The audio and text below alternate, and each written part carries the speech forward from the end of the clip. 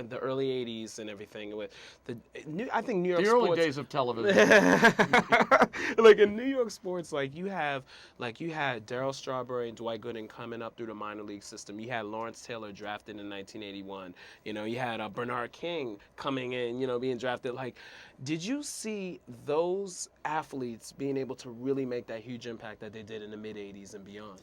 Bernard King and I were pretty close because when he suffered that major injury to his knee, tore his, his ACL. Yeah, and he's leading the league in scoring. He was the best offensive player in the NBA for a year and a half, 2 years.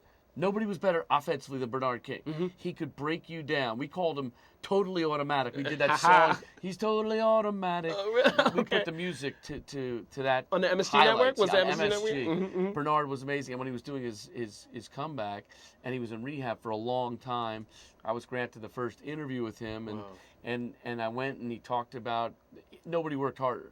He worked so hard, and he got back.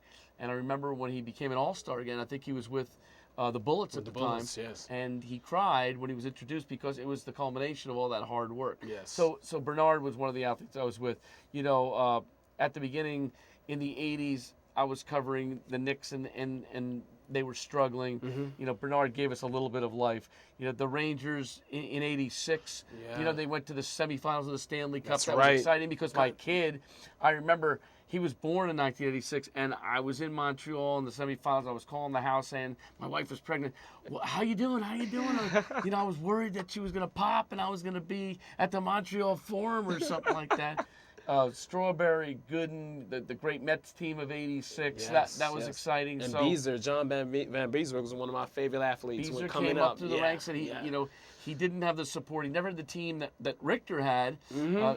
The team came along a little bit later, but Beezer was a great goalie, and Richter was great. And then I worked with Messier when the Rangers won the Cup in '94, which was that special team as they erased the ghosts of Red Dutton and won the Cup for the first time in 50 years. It was 54 years since 1940. Right? Yeah.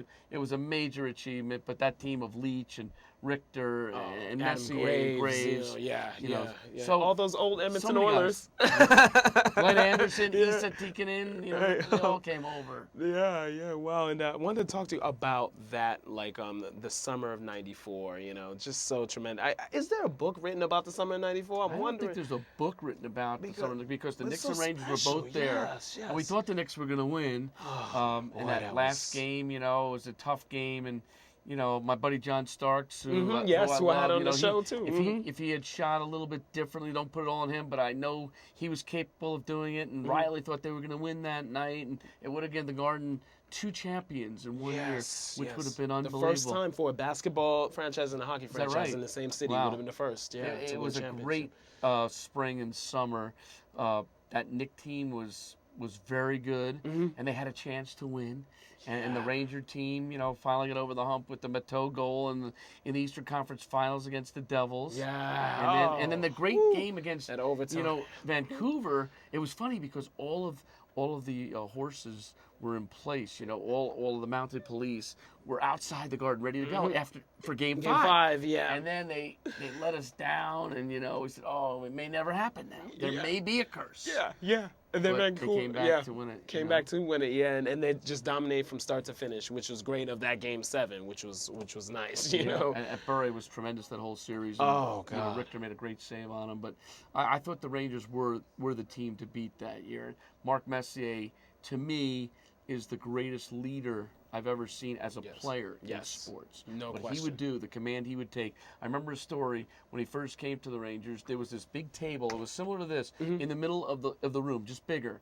And on top of it was Gatorade and tape and cups and gum. And he said to the trainers, "I want this table out of the room." It was right in the middle of the room, dressing room. And we were all wondering why. He said, "I want to see the eyes of my teammates when I look in their eyes between periods." And that was the kind of leader he was. And he was always there when they lost, and he was always there when they won. He was an outstanding individual and tremendous leader. And wasn't an emotional roller coaster. Just kept it the same way, like the same type you're right. of... He was able to do that. Yeah. A lot of players can't do that, but he had that iron approach. And Iron Mike Keenan was the coach. Yeah. But Messier fit the persona very well because he was, the unfloppable man. His stone cold demeanor there. Yeah. And Yep. he was the guy that took them to the promised land, to the Holy Grail, the Stanley Cup. And it makes you wonder too, like Messier when Gretzky moved on to LA and Messier stayed with Edmonton. They won another cup with Messier, and Gretzky never won another cup. It's interesting. Still a great player. Interesting. Yeah. It was. Oh no, and it's a matter of who you're with and how it works out.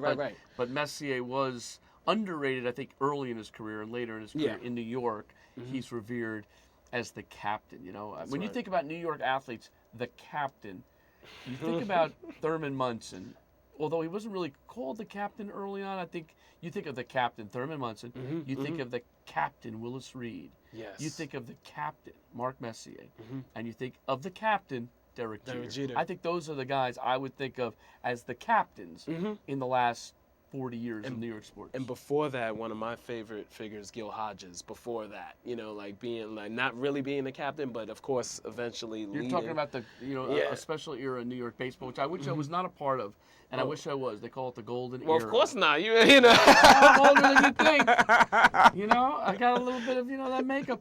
But when you think about that era with the Giants and the Dodgers and the Yankees, that's 50s. An era that I wish I was a part of, or I wish I was covering, because that was a special time in New York where the neighborhoods, the communities rooted for their teams, yes, indeed. and those rivalries will never be equaled, I think.